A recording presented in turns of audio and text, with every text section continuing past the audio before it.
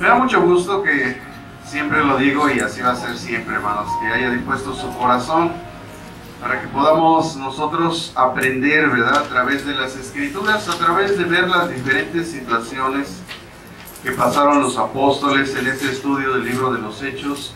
Estamos en el capítulo 19, hoy vamos a estudiar el versículo del 8 al 12. Hechos 19 del 8 al 12. Yo he puesto como título La persuasión. La persuasión. Hechos 19 del 8 al 12. Creo que es bien sabido, hermanos, que la persuasión es una herramienta primaria para producir en las personas arrepentimiento. Y el apóstol Pablo en este pasaje que vamos a estudiar llevó a cabo esta tarea de persuasión. Y dice Hechos 19 del 8 al 12. Y entrando Pablo en la sinagoga, habló de nuevo por espacio de 3 meses, discutiendo y persuadiendo acerca del reino de Dios.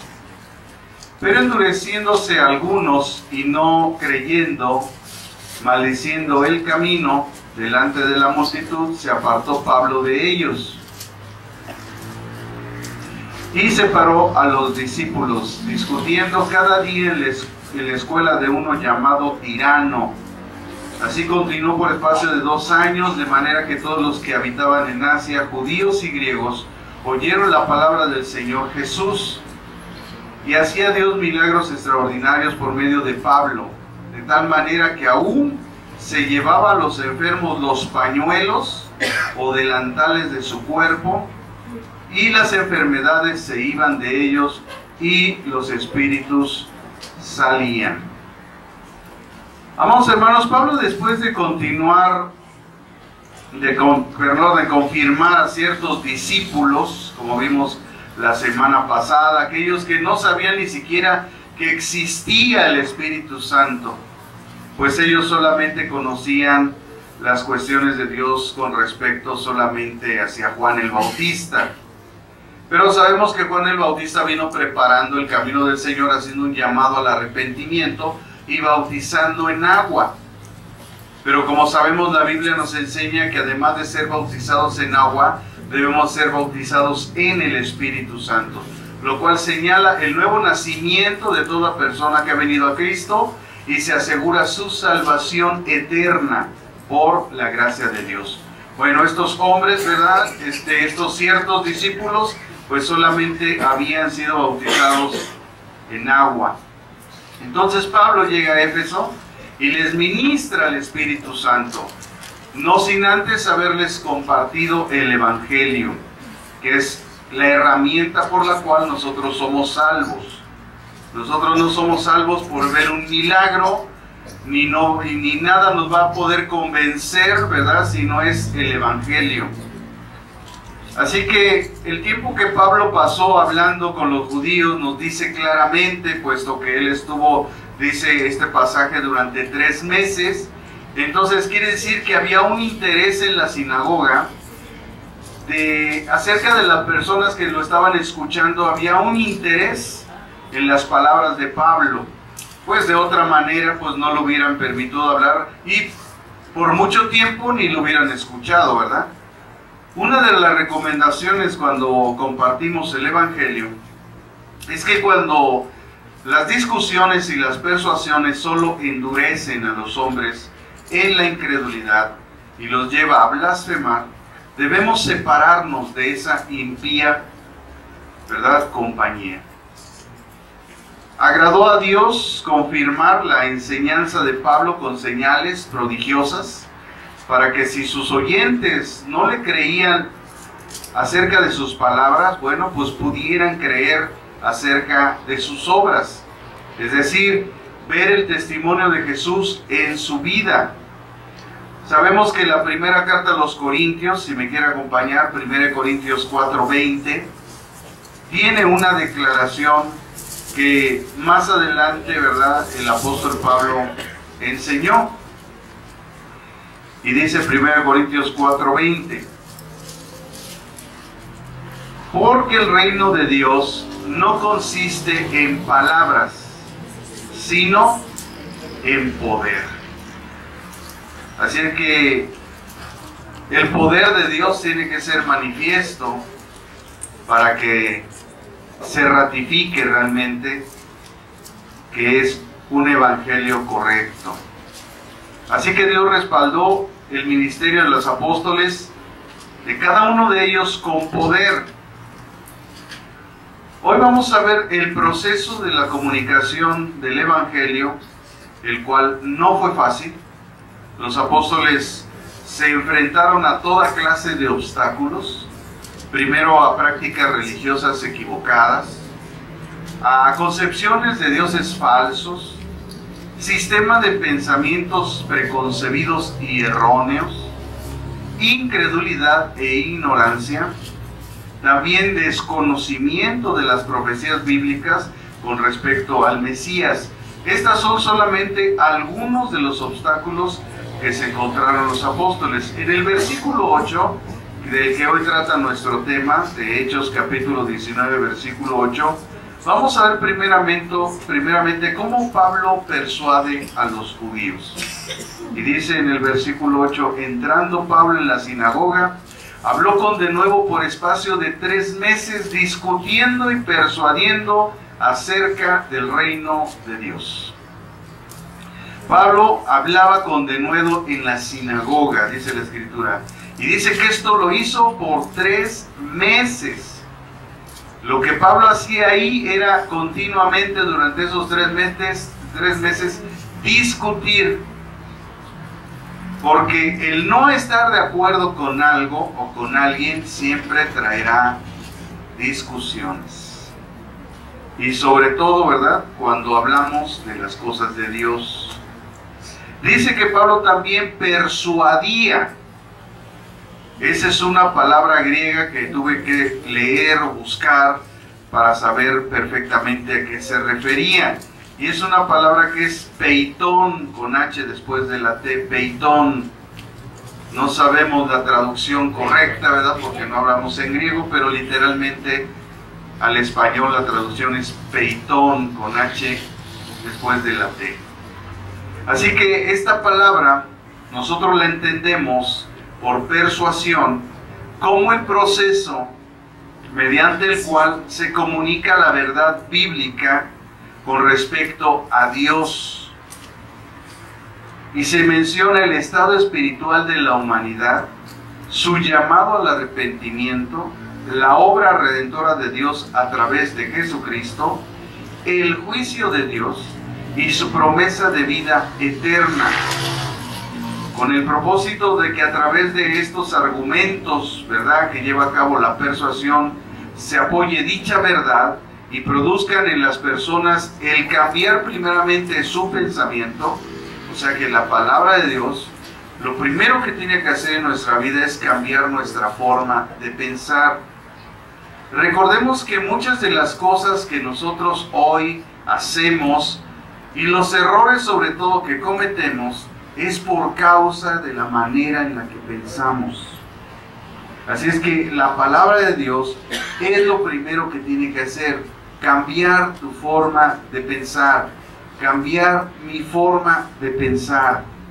Y también debe de cambiar en consecuencia la actitud de nosotros hacia Dios, ¿verdad? Al conocer que Él es un Dios santo, que Él es un Dios que opera en justicia, que en Él hay amor, misericordia, gracia, bondad y todos esos grandes atributos. Bueno, hermanos, tiene que hacer cambiar nuestra actitud. Pues nos debemos de dar primeramente cuenta de que estamos ante un Dios santo. Si hay algo que se habla de Dios en la Biblia, más incluso que el amor, es que Él es santo. Entonces, un concepto no correcto de la santidad de Dios siempre nos va a llevar a cometer errores, a tener fallas, a pecar. Lógicamente que un cristiano que ha venido a Cristo no practique el pecado. ¿Por qué peca entonces? El cristiano peca porque está en la carne, porque no lleva una vida espiritual, porque no ha entendido la santidad de Dios. Por eso peca.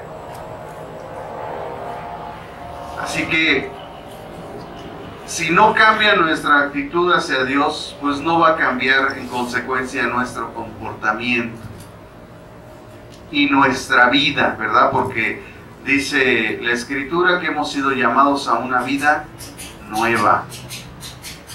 Así que la vida de esas personas, o de todos aquellos que recibimos el Evangelio, tiene que cambiar. Para tal efecto, entonces, fue necesario que Dios tuvo que revelarse al ser humano. Si Dios no se revela al ser humano, el ser humano no lo hubiera conocido.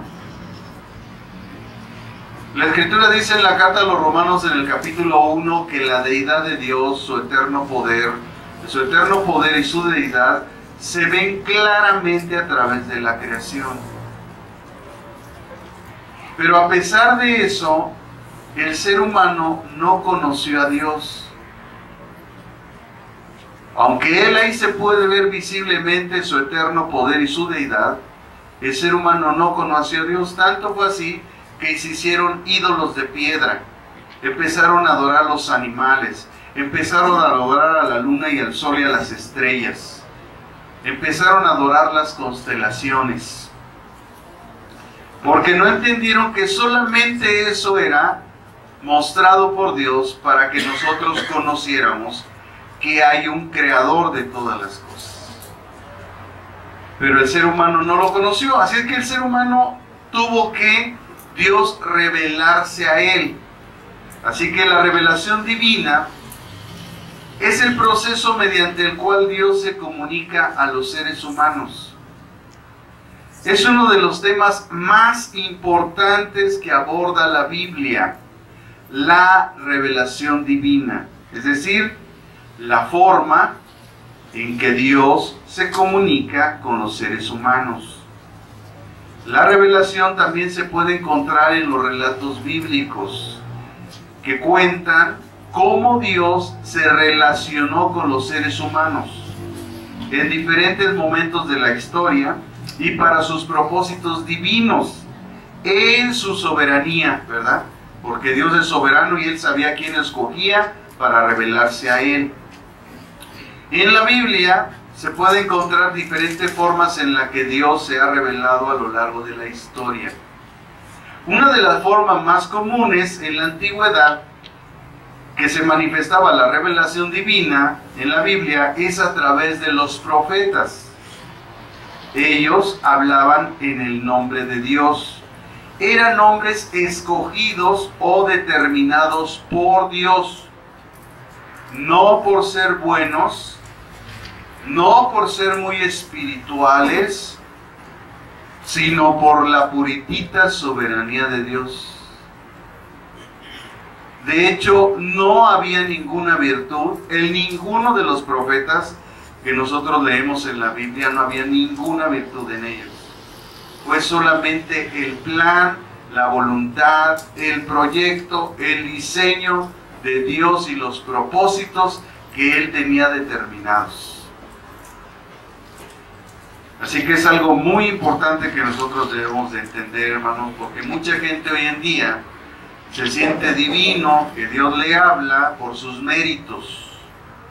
Porque Él dice, es que lloro mucho, es que yo ayuno mucho, es que yo hago muchas cosas, sí, pero no es por obras, es por la gracia de Dios, por la que tenemos las cosas.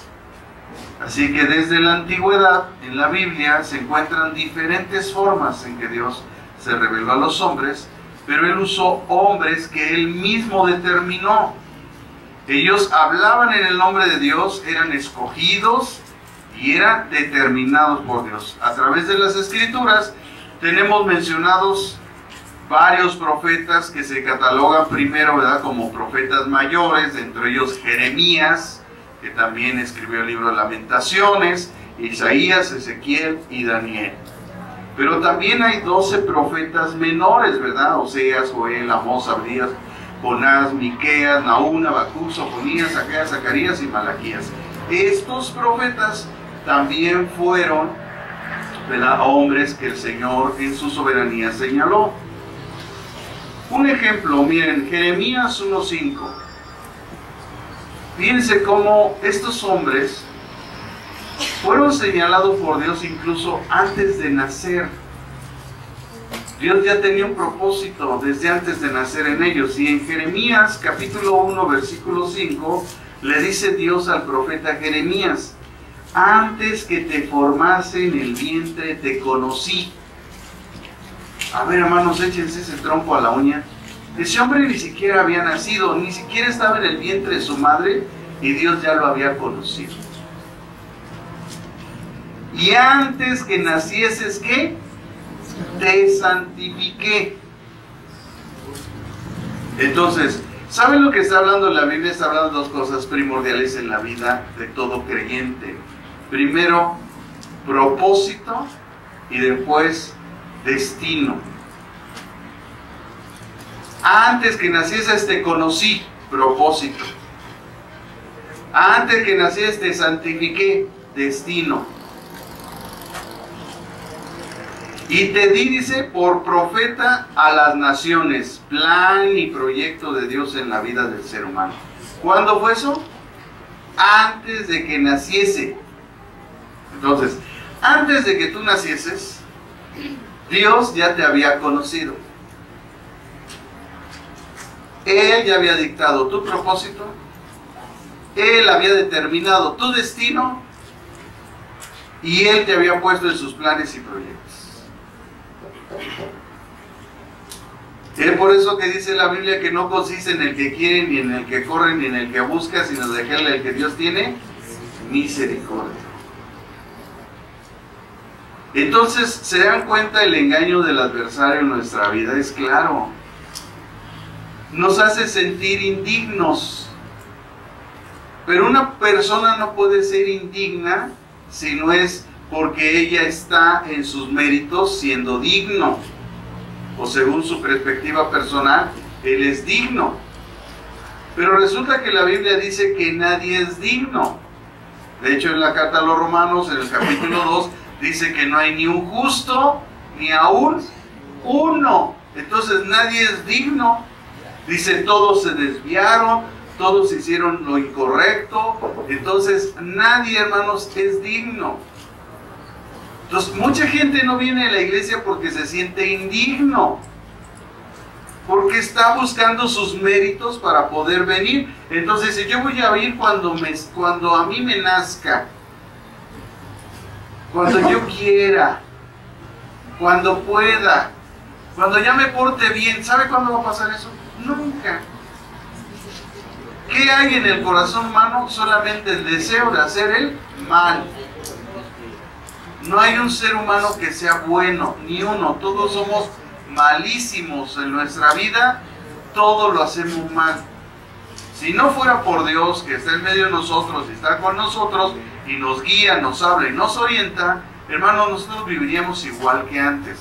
Por eso fue necesario que el Espíritu Santo entrara en nosotros, para que Él llevara a cabo la labor de hablarnos las palabras del Señor, recordarnos lo que Él nos ha dicho, ¿verdad? Hablarnos a nuestro espíritu, guiarnos, redarguirnos y toda esa labor que el Espíritu Santo hace en la obra de un ser humano que ha sido creyente.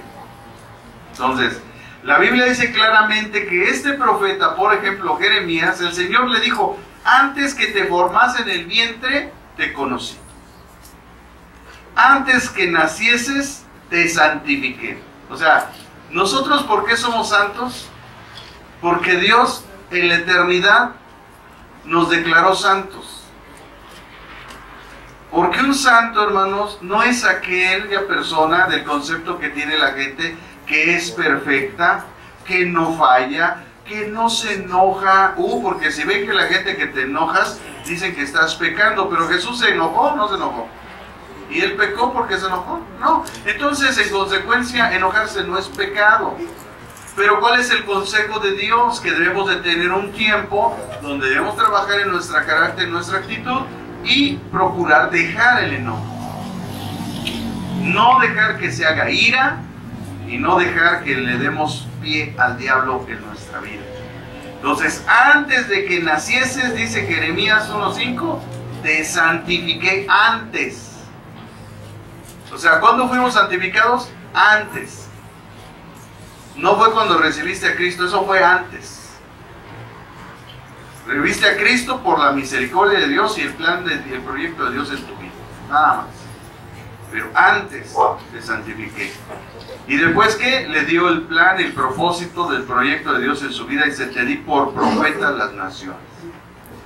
Así que estos hombres recibían el mensaje de Dios y los transmitían al pueblo de Israel, ¿verdad? Porque todo el plan de Dios se centró en una nación que Él escogió por gracia, tampoco porque eran buenos. De hecho, la Biblia dice que eran los peores del mundo. Y Dios escoge lo vil, lo menospreciado. Entonces, ¿eso qué quiere decir con nosotros? Que nosotros éramos lo peorcito de este mundo. Así que no te sientas esa belleza, ¿eh?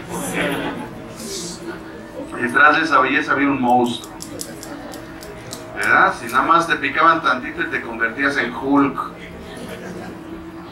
Entonces, estos hombres recibían el mensaje de Dios, lo transmitían principalmente al pueblo escogido de Dios, que fue Israel, y en el lugar y en la zona donde Dios puso, ¿verdad?, todo su propósito, que fue ahí Jerusalén y toda Asia Menor y todas esas áreas. Así que este hombre principalmente orientaba primeramente hacia comunicar el estado espiritual de ese pueblo, Israel.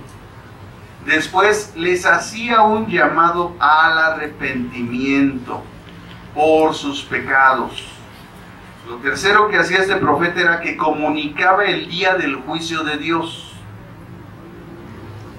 ¿verdad? Porque al comunicar el pecado de Dios en tu vida, te está previendo del juicio, que Él no quiere que tú caigas ahí, pero que si tú persistes en lo mismo, un día va a venir el juicio sobre tu vida.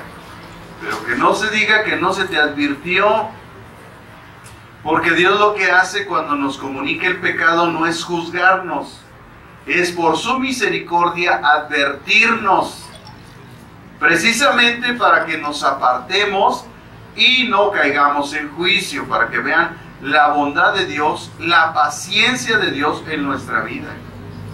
Porque en el momento que tú y yo pecáramos, el juicio de Dios debería de venir sobre nosotros. Para eso Dios tiene seres celestiales, para que se cumpla lo que Él ha dicho. ¿Recuerdan el libro de Job? Llegaron los hijos de Dios y entre ellos dice que venía el Hasatán, el ángel fiscal de Dios, aquel que está encargado de que la ley de Dios en el mundo se cumpla. Es la palabra que nosotros vemos ahí como Satanás. La palabra hebrea es Hasatán y significa ángel fiscal.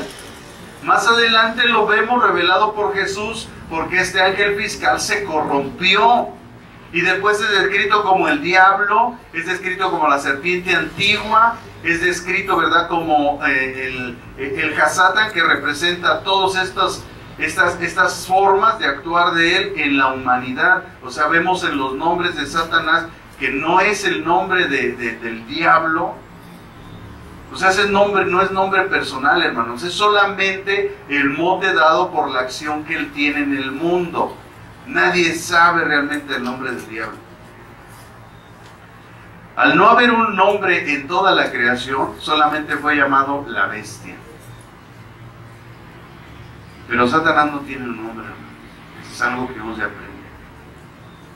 Si tú ves el significado de Satanás, el significado de diablo, el significado de la serpiente antigua y todo, vas a ver que es una forma en la cual él ha actuado en una cierta época, en un cierto lugar.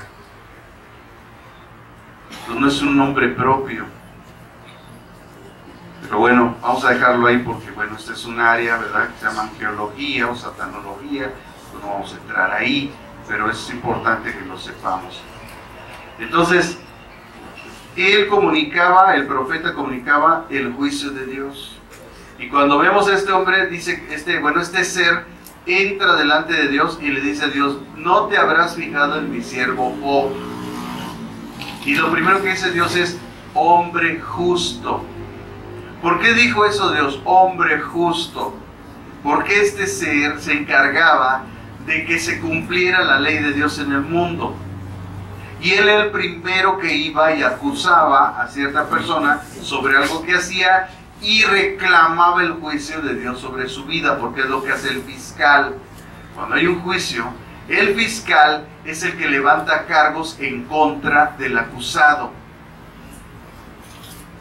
Entonces, cuando el enemigo viene y nos acusa, entonces viene y le dice al Señor, ¿no te habrás fijado en mi siervo Job, hombre bueno, justo, apartado del mal? Y le da una serie, hermanos, de características que ningún ser humano tenía, y que en muy pocos se han nombrado esas características, como en Enoc, como también en José, como también en Moisés, como también en Noé. Entonces, no en toda la gente de la Biblia, hermanos, se nombran ciertas características. Bueno, Moisés no, porque él era un asesino. Pero en Noé, en Enoc y en Job son los tres principales en la Biblia que se nombran características muy especiales. Y este ser, como se encargaba de llevar a cabo la ley de Dios, pues le dice a Dios, sí, pero es que tú lo proteges. Y entonces le dice, en pocas palabras, ¿verdad?, tratando de parafrasear o de interpretar lo que el enemigo está diciendo, él está diciendo, él es bueno, es justo, no participa en el mal, y todas esas características es por causa de que tú lo proteges. Dice, pero quítale tu protección y vas a ver cómo él blasfema delante de tu presencia. Porque esa es la apuesta del enemigo en nuestra vida. Por eso Dios a veces permite que nos pasen ciertas cosas que quebrantan nuestra vida y nuestro corazón. Porque Dios tiene que demostrar que nuestra fe es real. Que no importa lo que esté pasando en nuestra vida, nosotros amamos a Dios y lo seguiremos hasta el fin. Y nunca negaremos que Él es nuestro Dios y nuestro Señor. ¿Cuál es la segunda apuesta de este ser espiritual que después es revelado como el adversario, el enemigo de nuestras almas? Bueno, la segunda apuesta es aquella que dice piel por piel. Todo el hombre dará por su vida. O sea, la segunda apuesta de Satanás, de este ser, es que nosotros estamos dispuestos a negar a Dios, a separarnos de Dios, con tal de salvar nuestra vida. Entonces, iremos a consultar a la bruja por nuestra sanidad, al hechicero, al santero, por nuestra sanidad. Esa es la apuesta del diablo. Que incluso estamos dispuestos a vender nuestra vida al diablo por nuestra salud. Esa es la apuesta, hermano, principal del enemigo en la vida de los creyentes. El libro de Job es un libro maravilloso. Deben de estudiarlo. Ahí nos enseña por qué sufren los justos. ¿Por qué es que sufrimos nosotros que hemos sido declarados justos? Nosotros no hemos hecho ninguna justicia. Fuimos declarados justos por haber creído en Jesucristo. Y si fuimos declarados justos y estamos en las obras y méritos de Cristo, entonces, ¿por qué a veces sufrimos? ¿Le gustaría saber por qué? Pues estudie el libro de Job. Pues sí. No, ahorita se lo voy a resumir en este ratito. Si quieren nos vamos a las 12, yo no tengo bronca. Entonces, este profeta tenía que hacer un llamado acerca del juicio de Dios. Porque la Biblia nos describe que hay un ser que nos está acusando. El libro de Apocalipsis es glorioso porque después en él se dice que fue lanzado el acusador. Ay de los moradores de la tierra, dice, porque Satanás tiene poco tiempo. Cuando él se rebeló en el cielo, fue arrojado al segundo cielo. Pero después, porque dice Efesios 5, Efesios 6, que nuestra lucha no es con carne y sangre, sino contra principados, potestades, gobernadores de las tinieblas, huestes espirituales de maldad que están ¿dónde?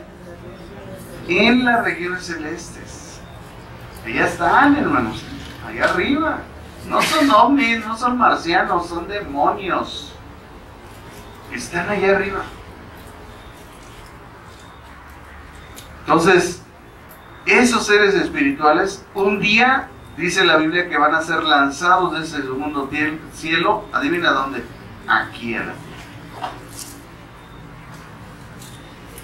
¿Y cuándo va a ser eso? Cuando el juicio de Dios, la ira de Dios se desate sobre este mundo. Imagínense un mundo completamente endemoniado, los demonios metiéndose en la gente. No, hermano, yo no quiero estar aquí, no sé si usted quiera quedarse. Entonces el profeta hace un llamado al arrepentimiento de Israel por sus pecados. Les comunica el día del juicio de Dios, anuncia el día de la redención de Dios a través del Mesías, esto es Cristo. Es decir, que el profeta anunciaba que Cristo venía. ¿Cuál es de nuestra anunciación profética? Que Cristo vino. Pero no por eso somos profetas. Pues no. Nosotros predicamos a Cristo y le anunciamos a gente que Él vino. Y Él vino para el perdón de nuestros pecados. Estamos anunciando algo que Dios ha determinado en su palabra, pero no por eso somos profetas. Es un error que hay allá afuera, hermanos. Tremendo. Y el profeta comunicaba el día del juicio de Dios y dice que anunciaba el día de la redención a través del Mesías, esto es Cristo. Y además existía un último profeta, el último de los profetas de Dios señalados en la Biblia, que fue Juan el Bautista, el cual antecedió y preparó el camino del Mesías con un mensaje de llamado al arrepentimiento. Y este hombre fue el último profeta de Dios. ¿Por qué el último? Porque ya lo vimos. Los profetas de Dios anunciaban la venida del Mesías para redención. Y el último que cumplió ese cometido fue Juan el Bautista. Una vez que vino el Mesías, ya no hay que profetizar al Mesías, porque eso es lo principal. Es algo principal en la Biblia, la anunciación de la venida del Mesías.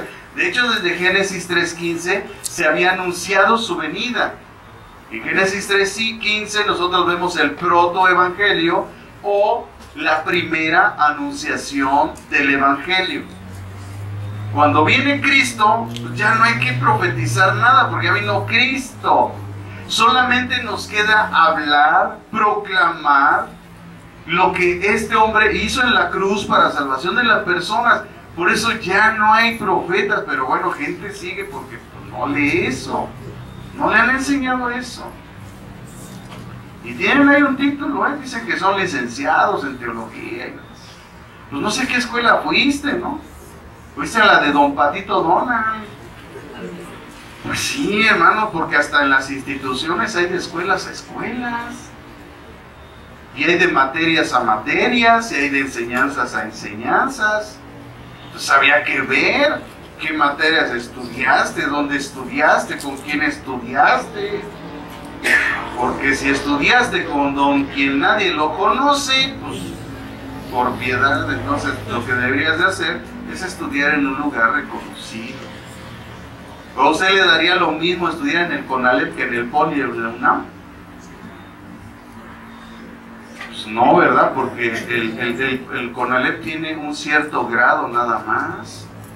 Pero la Universidad del POLI son a nivel licenciaturas, doctorados. Entonces depende de dónde estudiemos, hermanos. Después de nuestro Señor Jesucristo, el cual predicó, sanó, liberó e hizo todo tipo de señales, en medio de lo cual demostró que Él era el Mesías. Porque recuerden que todas las obras que el Mesías iba a hacer fueron anunciadas por los profetas de antemano. Más de 300 profecías cumplió Jesús.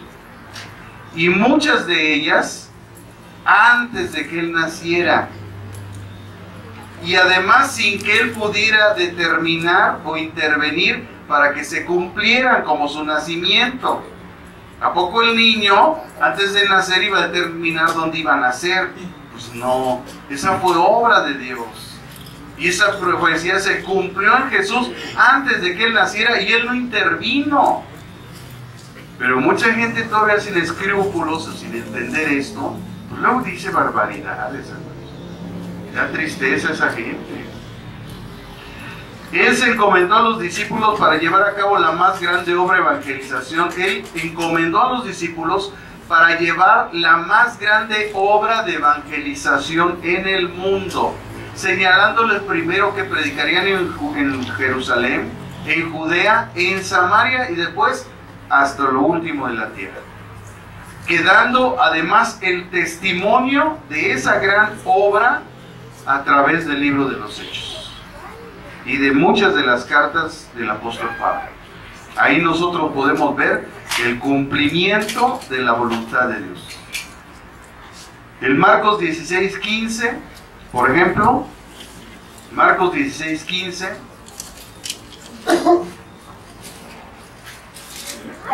el Señor Jesucristo le dijo a sus discípulos, dice, y les dijo, id por todo el mundo y predicar el Evangelio a toda criatura.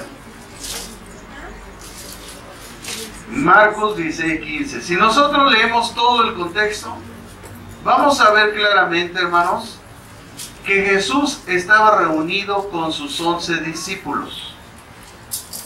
Y ahí nosotros tenemos, para hacer una correcta interpretación, tenemos que hacer de uso de una regla de edad teológica que se llama hermenéutica. ¿A quién se lo dijo?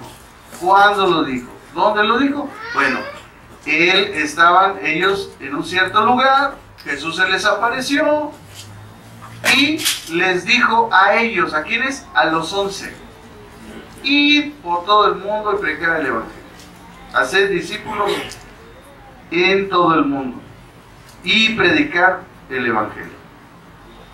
Esta fue según la perspectiva de Marcos, pero en el pasaje paralelo de Lucas, en Mateo capítulo 28, la perspectiva de Mateo, en Mateo 18:20, dice, Mateo 28, 18 al 20. La narración que hace Mateo es la siguiente. Dice, y Jesús se acercó y les habló diciendo, toda potestad me es dada en el cielo y en la tierra. Por tanto, id y haced discípulos a todas las naciones, bautizándolos en el nombre del Padre y del Hijo y del Espíritu Santo, enseñándoles que guarden todas las cosas que os he mandado. Y aquí yo estoy con vosotros todos los días hasta el fin del mundo. Amén. Entonces, según Mateo, hoy sabemos, hermanos, ¿verdad? A través de la historia, de cómo se conjuntaron los libros, del estudio que se ha hecho de cuál fue el primer libro que se escribió. Sabemos que el primer libro que se escribió de los evangelios fue Marcos. Y Marcos no tenía la perspectiva que después tuvo Mateo, Lucas y Juan. Al ser el primer evangelio que se escribió, el de Marcos, pues la perspectiva de Marcos pues fue muy simple. Pero Mateo, ¿verdad? Después de haber escuchado lo que Marcos había escrito, seguramente dijo, algo le faltó a Marcos, yo lo voy a poner en mi evangelio. Y él dijo, ¿verdad? Él hizo una mejor señalización de los acontecimientos y desglosó de una forma hasta incluso teológica lo que el Señor había dicho. Después viene Lucas y dice, como ya muchos han tratado de poner en orden los acontecimientos que han sido ciertísimos, me ha parecido a mí, amado Teófilo, a poner por orden todo. Y entonces Lucas agarra de Mateo, de Marcos y de todos los escritos que había en ese momento, además de que empezó a indagar con las personas. Oye, ¿tú qué dices que dijo el maestro de tal lado en aquella ocasión? Ah, pues él dijo eso. Y él fue sacando todo. Por eso el Evangelio de Lucas está mucho más detallado todavía. Entonces, Mateo hace una mejor, ¿verdad?, declaración de esto. Esto es importante porque mucha gente allá afuera que no sabe, empieza a decir, no, es que se contradice, porque Marcos dice una cosa y Mateo dice otra cosa. No, la Biblia no se contradice. Lo que tú tienes que entender es que como todo ser humano, cada quien tiene una perspectiva de las cosas, ¿verdad? Pasó esto, y viene una persona, no, es que pasó esto, esto y lo otro, y viene otro, no fue así, fue acá, y hasta que llega alguien y dice, yo estaba ahí, y yo vi esto. Entonces cada quien tiene una perspectiva, y esto es lo que realmente hace más fehaciente a la palabra de Dios, más verídica. Que Dios ha respetado la perspectiva de la concepción de los acontecimientos de cada ser humano, que el Espíritu Santo inspiró con un propósito para dejarnos estos testimonios. Entonces, según Mateo, el Señor dice que Él se acercó. Marcos dice que nada más les dijo. Bueno, si estaban todos reunidos y el Señor Jesús se les aparece, entonces Marcos no se dio cuenta cuando el Señor Jesús llegó. Pero ¿qué dice Mateo? Que él a lo mejor volteó y vio que el Señor se acercaba. Entonces Mateo dice, Jesús se acercó y habló diciendo, toda potestad me da del cielo y la tierra, por tanto id y hacer discípulos a todas las naciones, bautizándolos en el nombre del Padre y del Hijo, y del Espíritu Santo, por lo cual nosotros le decimos, según la gramática normal, que es el mismo nombre del Padre, es el mismo del Hijo y es el mismo del Espíritu Santo. Si ustedes ven la gramática, cuando dice bautizándolos, dice en el nombre del Padre, y del Hijo y del Espíritu Santo. Gramaticalmente, y de significa que es el mismo nombre para los tres. Vemos después en el libro de los Hechos que los apóstoles bautizaron en el nombre de Jesús, por lo cual deducimos que el nombre que se está deduciendo o que se está refiriendo a este pasaje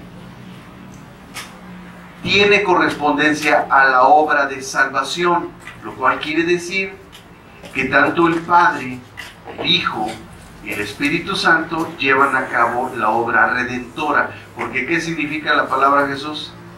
Salvador. ¿Por qué? Porque la anunciación del ángel a María es que Él salvaría al pueblo de sus pecados. Hermanos, este es algo que no debemos saber porque mucha gente, ¿verdad? Allá hasta nosotros como líderes espirituales estamos peleando por eso. No, es que cuando bautices tiene que decir en el nombre del Padre y del Hijo, entonces sí, pero ¿cuál es ese nombre?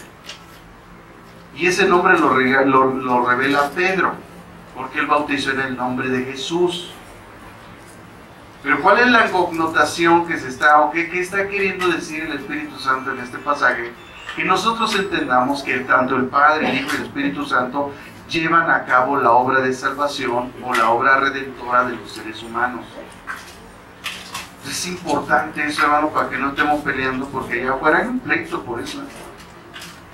Entonces, según la perspectiva de Mateo, la encomienda o comisión fue ir a hacer discípulos a todas las naciones, llevar a cabo en ellos el bautismo y enseñarlos a guardar todas las cosas que había mandado el Señor Jesús. Y además les prometió para tal efecto el Señor Jesús que estaría con ellos todos los días hasta el fin del mundo. ¿Y esto cómo lo hace el Señor? Si el Señor está sentado en su trono. Pues sí, pero Él envió al Espíritu Santo. La persona del Espíritu Santo es la que está ahorita entre nosotros en el nombre del Padre y del Hijo. Entonces el Espíritu Santo es el que está entre nosotros. En este propósito de este tiempo, Pablo, a quien se le encomendó la tarea de predicar a los gentiles, ahora estaba en Éfeso, llevando a cabo esa encomienda. Al encomendar la predicación del Evangelio a los discípulos fue con el propósito de que ellos asimismo, al hacer discípulos, les quedara dicha encomienda para que en todas las generaciones se predicara el Evangelio hasta que Él regresara para hacer juicio a las naciones. O sea, vean la sabiduría del Señor Jesús. Él toma 12 hombres y los instruye. Los convierte en discípulos. Menos uno, que era el hijo del diablo, ¿verdad? Pues ya lo conocemos.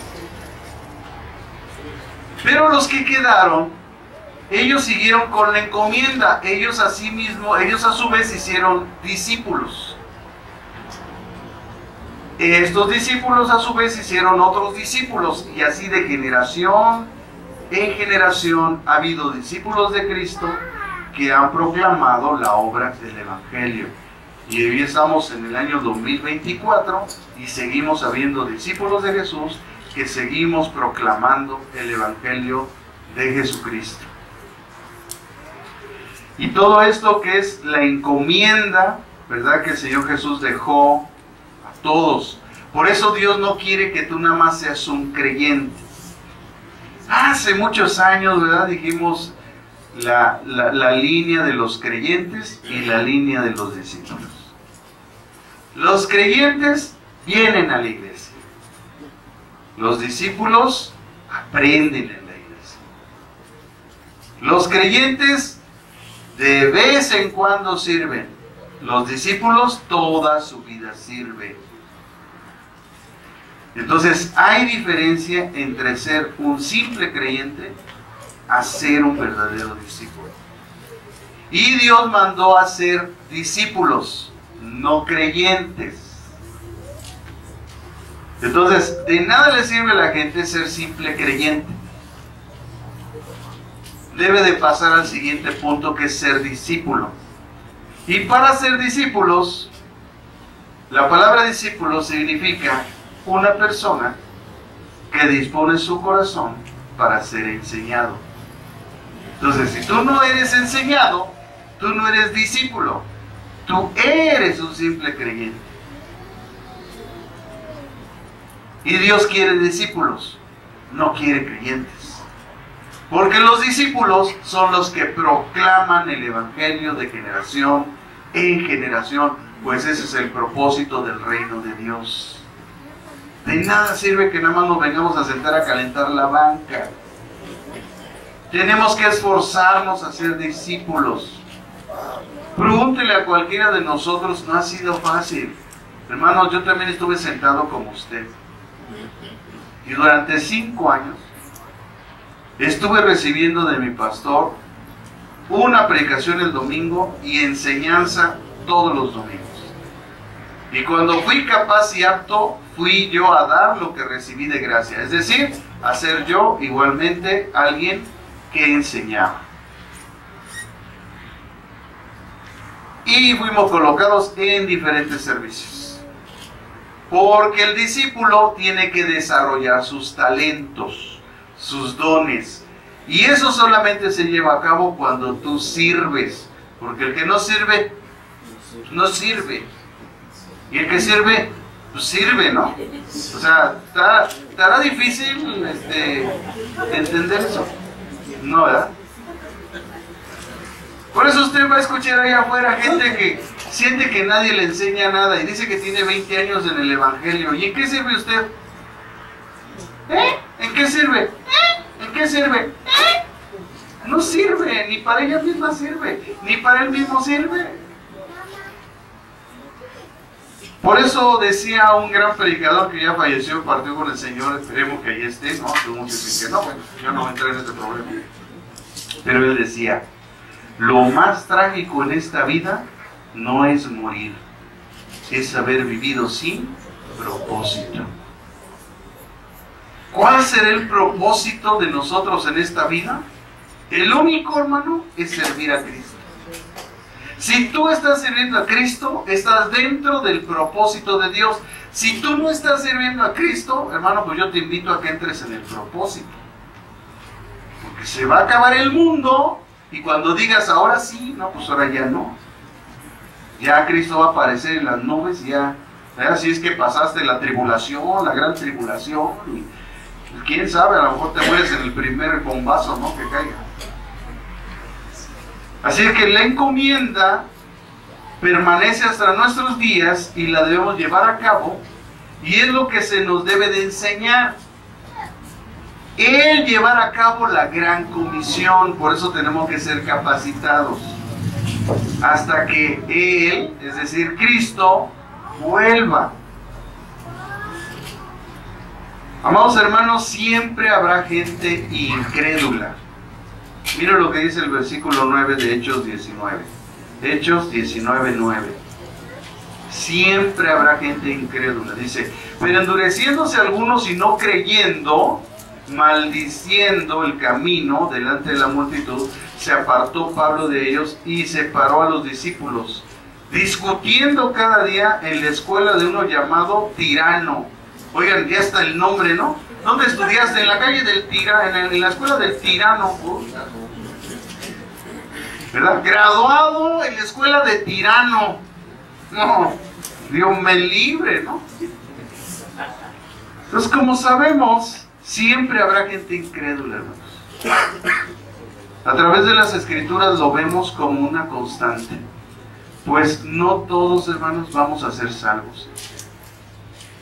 Sí, quisiéramos un avivamiento en México, quisiéramos un avivamiento en Tlalpan, pero la realidad es que Dios solamente ha dejado un remanente en cada generación para salvación. Es muy posible que la mayor parte de la gente no se salve. Así es que a veces tenemos sueños guajiros y andamos según, no, tú declara, lo que ves para México. Pues yo lo que estoy viendo es un montón de broncas, ¿no? Pero a veces tenemos buenas intenciones, hermano, pero recuerden que las buenas intenciones no son las que salvan a la gente, es el propósito de Dios.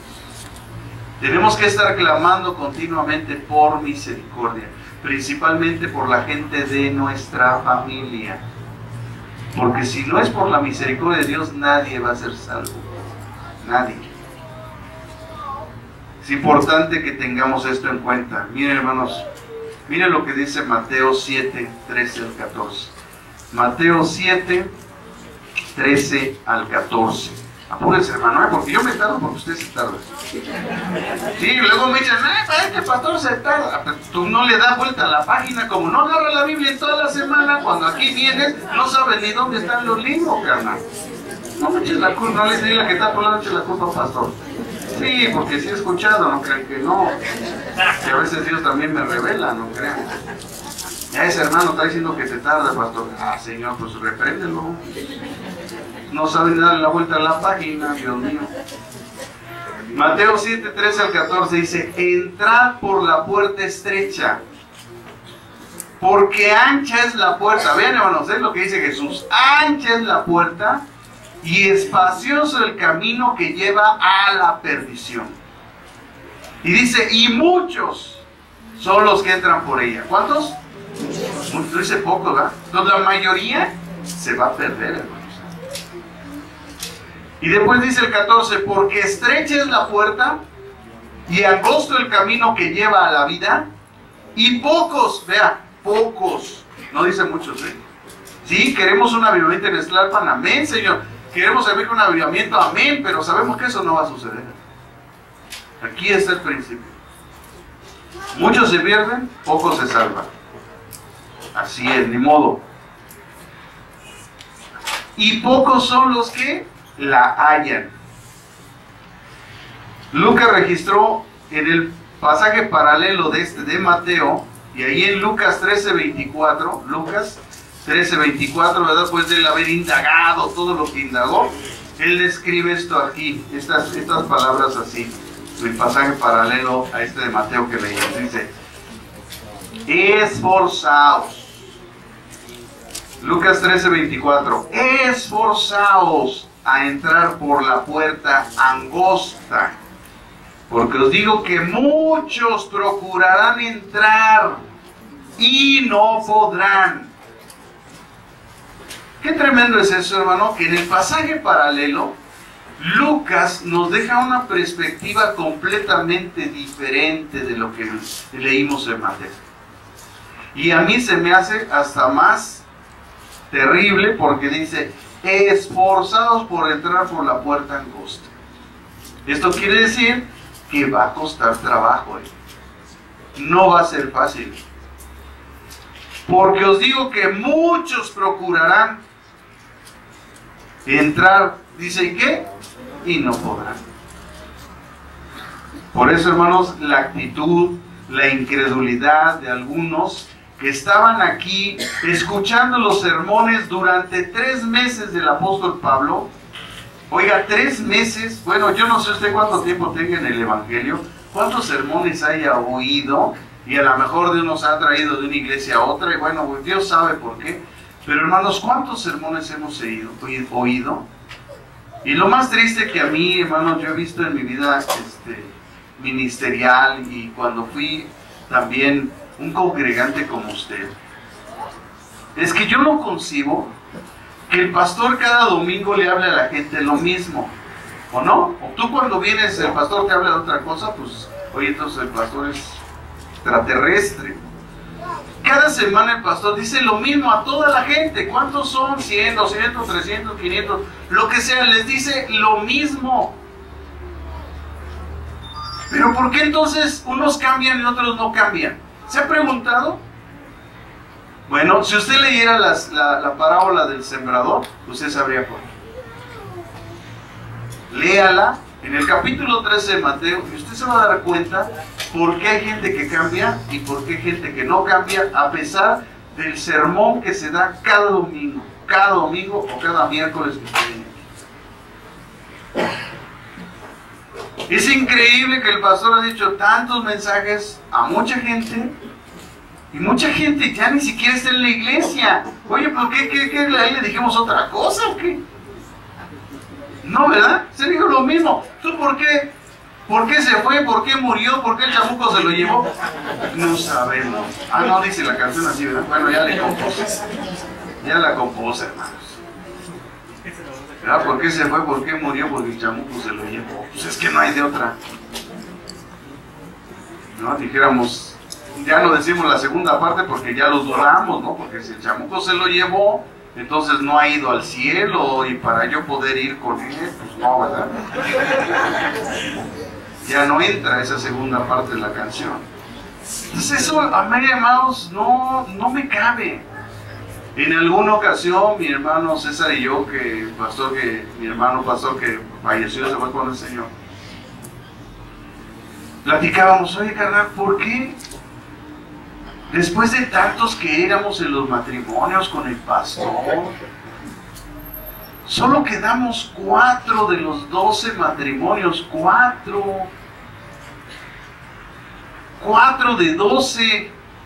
O sea, 1/3 de los que estuvimos escuchando al pastor cada domingo, que nos enseñó, que nos reunía como matrimonios para darnos, ¿verdad?, un mensaje para nuestra vida matrimonial, nuestra edificación como parejas. Solo quedamos 4, pero ¿sabe cuál es lo extraordinario de estos 4 que quedamos? Que los 4 somos pastores. ¿Qué quiere decir eso entonces? ¿Qué acaso los otros no escucharon lo mismo que nosotros? ¿Qué acaso ellos no fueron enseñados igual que nosotros? ¿Qué pasó ahí? Bueno, Mateo 13 lo dice. Lo dice claramente.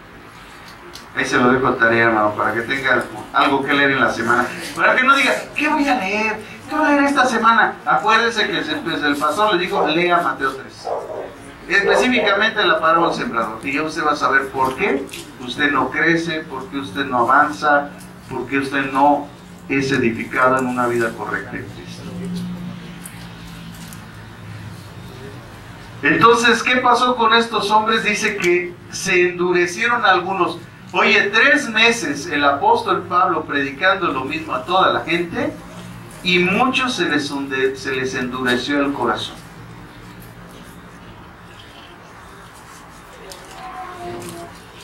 Esta característica inicial es de alguien que no recibe la verdad. O sea, si usted no recibe la verdad, usted se va a endurecer.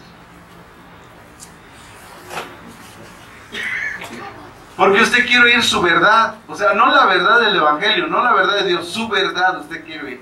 Si alguien dice lo que usted piensa, entonces va a decir usted, no, sí, es verdad, no. Pero esa es su verdad, hermano. Pastor, es que esto y esto. Bueno, sí está bien, hermano, su consideración. Sí está bien, hermano, lo que usted dice. Ahora dígame, ¿dónde la Biblia dice eso? Y cuando uno cuestiona a la gente al respecto de lo que ellos piensan con la verdad bíblica, resulta que no tienen sustento bíblico en lo que piensan. Es que yo creo que, yo pienso que, sí, hermano, perfecto. Mira, estamos en un mundo tan libre, tenemos algunos llaman libre albedrío, yo lo llamo libre decisión. Bueno, todos tenemos eso.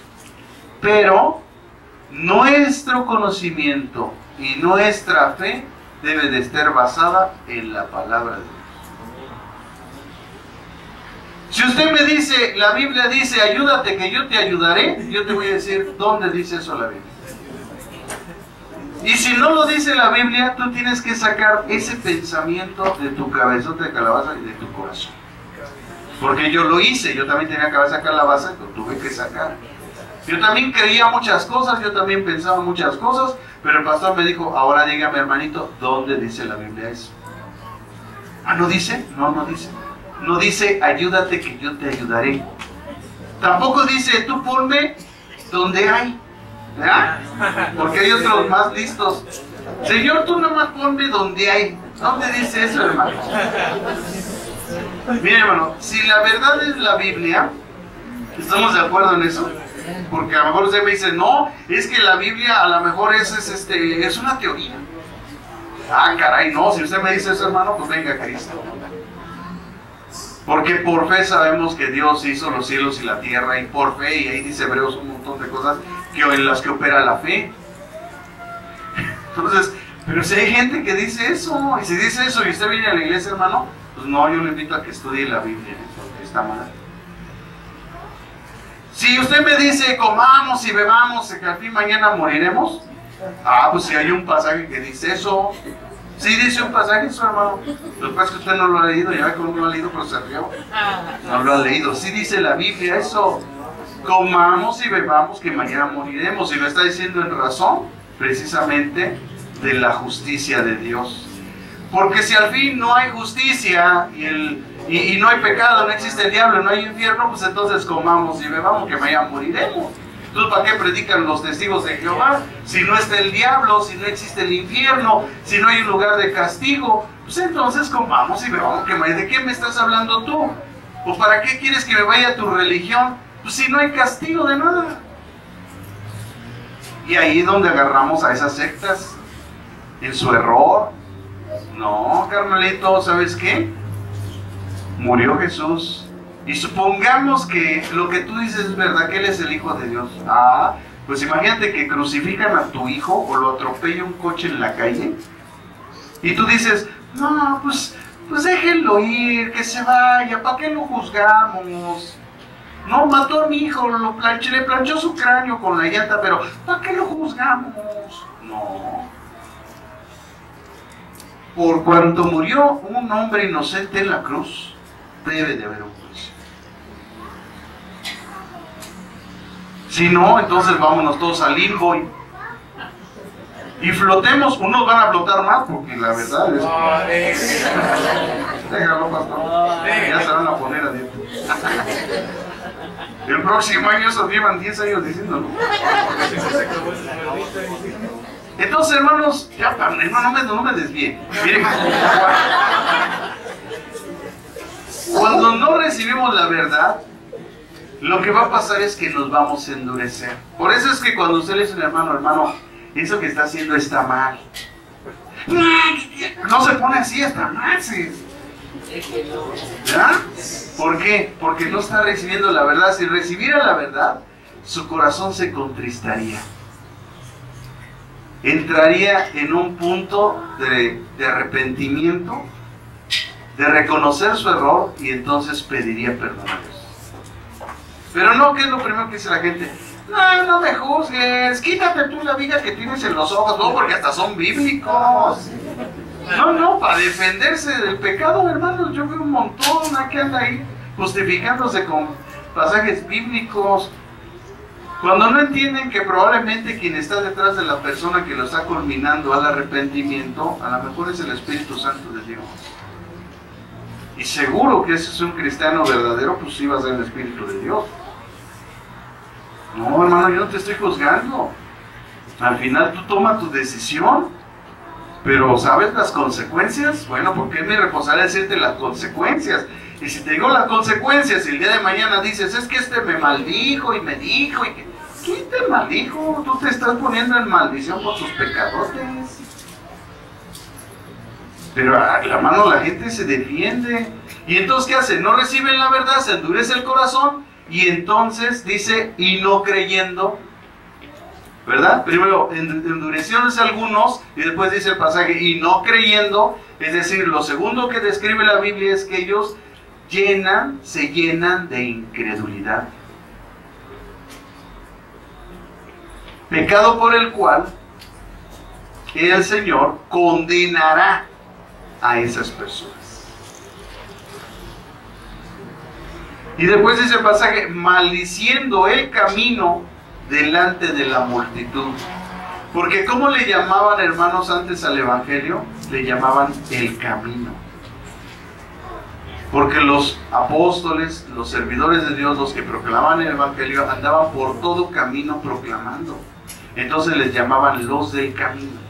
Después en Antioquía, una ciudad que se convirtió el 50% de la población, ellos por primera vez los llamaron cristianos, porque veían en ellos la imagen de Cristo. Por eso el molde de cada uno de nosotros, hermanos, no es el hermano de al lado, tampoco es el pastor. El molde es Cristo. Tú y yo debemos de estar yendo hacia ese molde. Por eso es que mucha gente se justifica siempre y dice, no, es que ahí hay una bola de hipócritas. Sí, pero tú no tienes que entrar en ese molde. No, es que ese hermano, no, es que aquel hermano, no, es que aquellos. Sí, hermano, pero nadie, Dios no te va a juzgar por lo que hacen tus hermanos. Dios te va a juzgar por lo que tú haces. Y el molde que tú tienes que tener es Cristo, no el de tu hermano. Y hay unos que agarran el molde de los hermanos, y si el hermano es un pecadorzote, pues él también. No, hermanos, nuestro molde es Cristo. La imagen que debemos de tener es la de Cristo. Por eso los llamaron cristianos, porque veían en ellos el molde de Cristo, la mente de Cristo, el carácter de Cristo. Y todos, dile que está a tu lado, todos estamos o debemos de llegar a ese molde. Entonces, si tú te quieres medir con alguien, no te midas con el que está a tu lado, el que está atrás o el que está enfrente. Mídete delante de Dios a ver cómo estás. Y vas a ver que no le llegas ni a la suela del guarachito. Porque tenemos todavía, hermanos, muchas cuestiones que pulir en nuestra vida. Entonces, como resultado final, hermanos, la gente termina maldiciendo el camino. ¿Qué quiere decir esto? Que la gente habla mal del Señor. Hermanos, la gente al hablar mal de nosotros, no está hablando mal de nosotros, está hablando mal del Señor. Jesucristo dijo, los vituperios. ¿Qué es un vituperio? Es un insulto, es una maldición. Dice, los vituperios de los que los vituperaban, dice Jesús, cayeron sobre de mí. Entonces, realmente la gente no nos está maldiciendo de nosotros, ni está hablando mal de nosotros, está hablando mal de Jesucristo. Y un día Él les va a juzgar cada palabra que salió de su viperina lengua y boca. Por eso yo ni me preocupo, hermano. ¿Verdad? Había un cantante famoso que... Es que son profetas estos cuates, hermano. De verdad. Disculpe, pero es que siempre viene, ¿no? Decía, digan lo que digan los demás. ¿Estos cuates de dónde sacaron esa inspiración, hermano? Yo creo que leyeron la Biblia porque... Entonces, digan lo que diga la gente, hermano. No están entendiendo que nosotros no estamos por nuestros méritos. Estamos en los méritos de Jesús, número 1.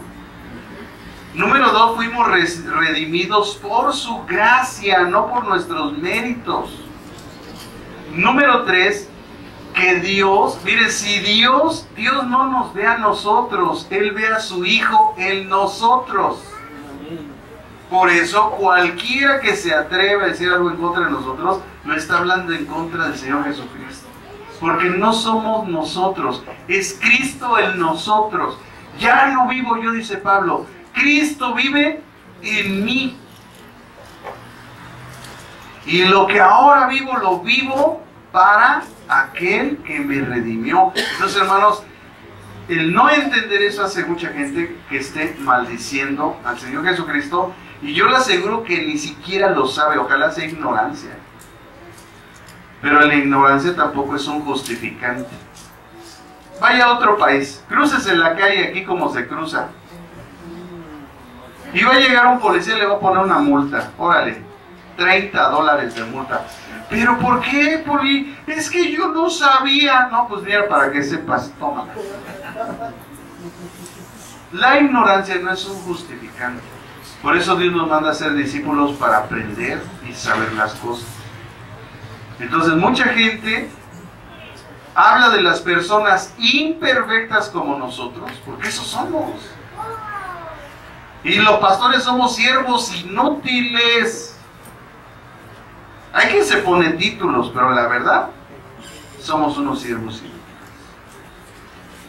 Hablan de gentes imperfectas como nosotros, que por gracia estamos aquí, en los méritos de Jesús y en su justicia. Él nos declaró justos por haber creído en Él. A pesar de que siempre habrá gente incrédula, Dios les comunicará por sus discípulos el Evangelio y los culminará primero a arrepentirse, a creer en el Evangelio para su salvación. Hermanos, Pedro en su segunda predicación a los judíos les dijo en Hechos 2, del 12 al 26. Miren lo que dijo Pedro, hermanos. Y vaya que Pedro es trascendente, hermanos. Hechos 2, 12 al 26. Pedro es trascendente porque Pedro aprendió la lección. Todos, hermanos, estamos expuestos a fallar, a equivocarnos. Pero si no aprendemos de la lección, hermanos, no, hermanos, entonces estamos mal, ¿eh? O sea, va a haber un juicio en nuestra vida tremendo. Porque no nos podemos burlar de Dios. Dios no puede ser burlado, ¿eh? Si tú piensas que te estás burlando de Dios, si tú piensas que el que hace las cosas escondidas nadie te está viendo, no. Hubieron unos ojos que describe Apocalipsis, ¿verdad? Como llamas de fuego que conocen hasta lo más íntimo de tu corazón, que cuando estabas ahí revolcado en el pecado, Dios te estaba viendo. No vas a tener pretexto. Tú pensaste, ¿verdad? Dice el Salmo 139, ¿a dónde huiré de tu presencia? Bueno, yo creo que esa gente no ha leído ese pasaje. No nos podemos esconder de Dios. Nunca. Si tú piensas que te estás burlando de Dios, estás equivocado. Un día Dios va a sacar todo a la luz y toda tu vida se va a venir para abajo, así, en un solo golpe. Y las consecuencias, hermanos, son terribles. El libro de Proverbios, por ejemplo, describe que aquel que adultera dice que vergüenza hallará. Lo primero que va a haber en esa gente es que va a pasar por un estado de vergüenza, que todo el mundo va a saber lo que hizo. Te van a ver en la calle y tu corazón así de vergüenza por lo que hiciste. Entonces, mi recomendación, hermano, es que no le juguemos al vivo. Dile que está a tu lado, no le juegues al vivo, porque estás muerto. No, gracias a Dios, pues nacimos de nuevo, hermano, ¿verdad? Mire lo que dice Pedro, hermanos. Viendo esto, Pedro respondió al pueblo: varones israelitas, ¿por qué os maravillaréis de esto? ¿O por qué ponéis los ojos en nosotros? Como si por nuestro poder, vean, eso lo deberían de leer esos que andan tirando gente en las iglesias. Como si por nuestro poder o piedad hubiéramos hecho andar a este. Escuche esto: el Dios de Abraham, de Isaac y de Jacob, el Dios de nuestros padres, ha glorificado a su Hijo Jesús. Es decir, el hecho obtenido porque habían sanado a un paralítico, ¿verdad?, de nacimiento. Ese hecho obtenido fue por causa de la gloria de Jesucristo. Es lo que está diciendo Pedro. Después dice Pedro: a quien vosotros entregasteis, negasteis delante de Pilato. ¿Ve cómo siempre hay incrédulos? Y siempre los ha habido. La gente niega y siempre entrega a Cristo. Cuando es decir Pilato, había resuelto ponerlo en libertad. Entonces Pilato, aquí Pedro nos descubre el corazón de Pilato por la revelación del Espíritu Santo en él, porque Pedro no estaba ahí. Quién sabe dónde había ido después de haber chillado por lo que le hizo al maestro. Pero el Espíritu Santo viene y le revela a Pedro, y Pedro refiere la revelación y dice: Pilato estaba resuelto en su corazón soltar a Jesús. Pilato no quería ser parte de la muerte de Cristo. Pero dice: más vosotros negasteis al santo y al justo. ¿Qué hace la gente? Niega al santo y al justo. Y pediste que se diera un homicida. O sea, el resultado de negar al santo y al justo es que son entregados a un homicida. Y la Biblia nos escribe quién es el homicida, ¿verdad? Dice: vuestro adversario solo vino para robar, matar, ahí está el homicida, y destruir. Y matasteis al autor de la vida. Vean cómo lo recriminan: ustedes lo mataron. A quien Dios ha resucitado de los muertos. Esa es la buena noticia del Evangelio. Cristo vive. De lo cual nosotros, dice, somos testigos. O sea, nosotros lo vimos, por eso se los estamos diciendo. Hermano, no es lo mismo que te diga alguien que no vio las cosas a alguien que las vio. Un testigo fehaciente es aquel que vio las cosas. Y por la fe en su nombre, vean, por la fe en su nombre, a este que vosotros veis y conocéis, le ha confirmado su nombre. Y la fe que es por él ha dado a esta completa sanidad en presencia de todos vosotros. Pues vean cómo la fe también operó en ese hombre para ser sanado. Más ahora, hermanos, sé que por ignorancia, fíjense, lo habéis hecho. O sea, la gente no sabía lo que había hecho. De hecho, Jesús lo declaró: Padre, perdónalos porque no saben lo que hacen. Pero en el momento que Pedro se los declara, ya no es ignorancia. Entonces, hasta antes de este mensaje, todo lo que hayas escuchado, lo hiciste por ignorancia. Pero ahora que te lo dije, ¿qué crees? Ya no es ignorancia, ya lo sabes. Y si te metes en pecados, ya fue voluntariamente. Y dice Hebreos que estás pisoteando la sangre del pacto, que estás escupiendo y mordiendo el rostro del que te da a comer todos los días. Y dice después la Escritura: mas ahora, hermanos, sé que por ignorancia lo habéis hecho, como también vuestros gobernantes. Pero Dios ha cumplido así lo que había antes anunciado, ¿verdad? Ya había usado a los profetas para anunciar eso, que Jesucristo había de padecer. Nosotros sabemos que hay una enseñanza, ya que es la del Cristo sufriente, que es la que es descrita desde la última parte de Isaías 52 e Isaías 53. Ahí está toda la profecía del siervo sufriente. Dice el verso 19. Así que, ¿verdad? Una vez que conocen la verdad, o nosotros conocemos la verdad, ¿qué tenemos que hacer? Dice: arrepentíos y convertíos. Arrepiéntete y conviértete. ¿Para qué? Para que sean borrados vuestros pecados. A esto se le llama justificación. Si quieres ser justificado por tus pecados, tienes que hacer dos cosas: arrepiéntete y conviértete. Es decir, deja de hacer lo que estás haciendo. Y convertirse es precisamente entrar en el molde de Jesucristo. Cuando entras en el molde de Cristo, dejas de hacer lo que estás haciendo. Entonces, siempre que una persona comete un pecado, ¿qué hago, pastor? Ah, mire, hermana, ¿qué cree? Arrepiéntase y conviértase. ¿Y en qué momento viene el perdón de sus pecados de la justificación? Cuando Dios ve que usted se arrepintió y se convirtió, no antes.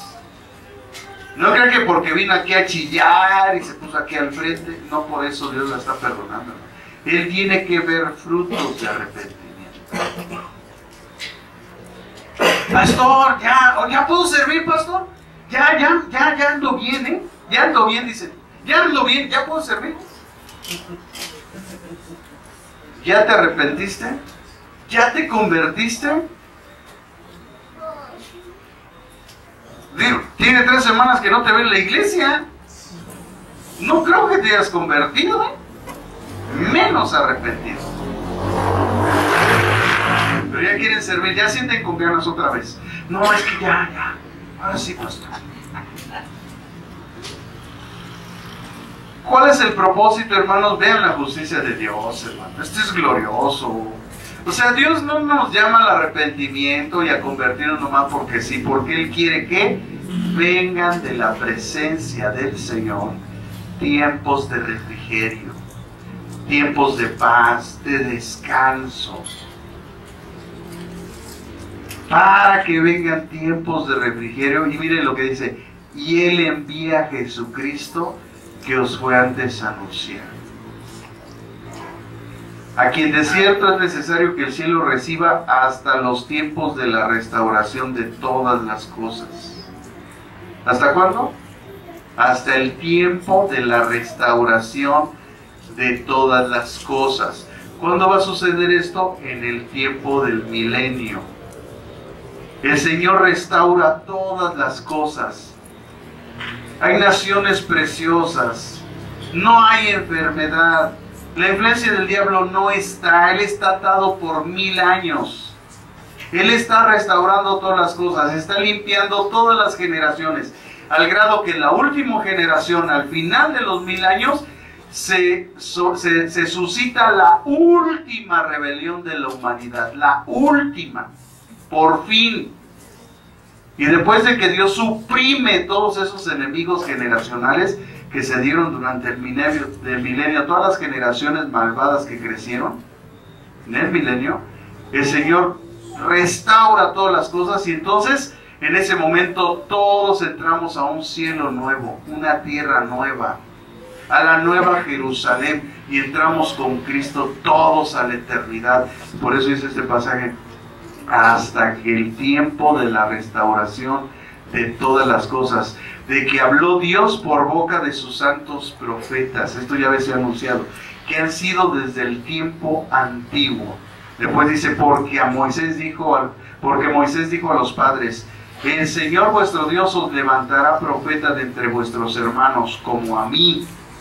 A él oiréis en todas las cosas que os hable, y toda alma que no oiga a este profeta será desarraigada del pueblo. Y eso, hermanos, lo hace, ¿verdad? Esta es una referencia del libro de Deuteronomio, capítulo 15 al 19, y también Levítico 23, 29. Ahí es donde el Señor da esta profecía. Y dice, y todos los profetas, miren lo que dice, y todos los profetas desde Samuel. O sea, ¿qué podemos decir? Que el primer profeta, ¿quién fue? Samuel. Desde Samuel en adelante, dice, todos han hablado también anunciando estos días. Vosotros sois los hijos de los profetas y del pacto que Dios hizo con vuestros padres. ¿Con quién hizo Dios los pactos? Con los padres de Israel. ¿Y quiénes son ellos? Pues Abraham, Isaac y Jacob son considerados los patriarcas de Israel. Entonces, ¿con quién hizo Dios los pactos? Con Israel. No los hizo con los gentiles, los hizo con Israel. Aquí es otro pasaje que lo dice claramente. Diciendo, ¿quién? Al primer patriarca, Abraham. En tu simiente serán benditas todas las familias de la tierra. En tu simiente, vean cómo dice simiente, no dice simientes. Porque, dice Pablo en Romanos, que Abraham no solamente tuvo Isaac, ¿verdad? Tuvo también otro hijo. Y ese hijo, Ismael, fue de donde vinieron o nacieron los musulmanes. O sea, los musulmanes de Israel son primos hermanos. Ismael nació de la sierva Agar, pero la promesa no estaba en la sierva, la promesa estaba en Isaac. Y dice, tu simiente, esto es, dice Pablo, él nos revela Cristo. Cristo es la simiente. En él somos benditos, o somos salvos todas las naciones de la tierra. Es lo que está diciendo el Espíritu. ¿Quién es salvo sin Cristo? Nadie. Por eso dice, en tu simiente. Habiendo levantado a su hijo, lo envió a que os bendijese, a fin de que cada uno se convierta de su maldad. Pero a pesar de este mensaje, hermanos, mucha gente no quiere arrepentirse, no se quiere convertir, no acepta el mensaje del Señor, menos su gracia. Finalmente, hermanos, la enseñanza, la parte fundamental de este ministerio apostólico, está en el versículo 10, dice, así continuó por espacio de 2 años, de manera que todos los que habitaban en Asia, judíos y griegos, oyeron la palabra del Señor Jesús. La enseñanza, hermanos, siempre será una herramienta fundamental de la iglesia, como lo fue con el Señor Jesucristo y los apóstoles. El Señor, como leemos anteriormente, mandó a ser discípulos, hombres y mujeres que se disponen a ser enseñados. ¿Qué debemos de enseñar a nosotros, hermanos? Fundamentos de la fe y de la doctrina cristiana, es decir, el Evangelio. El Evangelio completamente está descrito en 1 Corintios capítulo 15, del 1 al 8. De hecho, todo ese capítulo.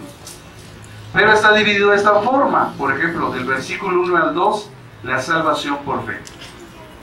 Del versículo 3, Cristo murió por nuestros pecados. Es la primera anunciación. Es decir, que Cristo satisfizo la demanda de justicia de Dios por el pecado de los creyentes en Él. Hermanos, por la justicia de Dios nadie puede ser perdonado. Nadie.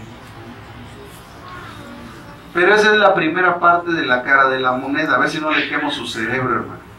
Esa es la primera cara de la moneda, la justicia de Dios. Por la justicia de Dios demanda castigo por lo que tú has hecho. Pero el amor de Dios, la obra de Cristo en la cruz, nos justifica por la fe. Entonces, el amor y la justicia no pueden estar separados. Mucha gente nada más quiere el amor, pero no quiere la justicia. Y no deben de estar separados.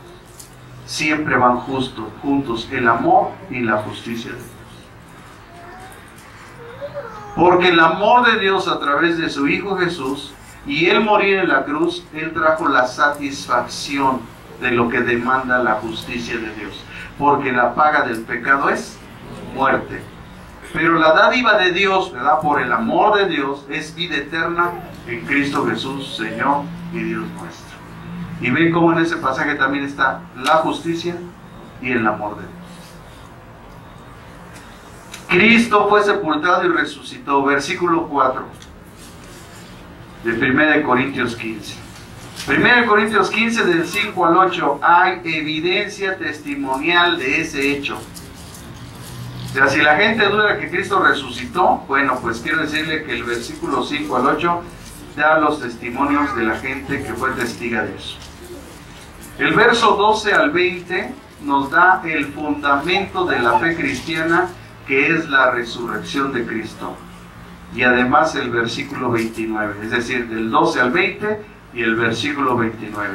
El versículo 21 al 22 nos habla de la analogía que hace Pablo entre Adán y Cristo en la resurrección. Después en el versículo 21 y 22, en el versículo 23 y 24, Pablo nos habla del orden de la resurrección. La primicia, ¿quién es? Cristo. No quiere decir que fue el primero, porque el primero en resucitar, ¿quién fue? Lázaro. Y después la jovencita, ¿verdad? Que le dijo Talita Cumi. Cuando habla de primicia, está hablando de la resurrección en importancia. El más importante en resucitar fue Cristo, por eso Él es el primogénito de entre los muertos.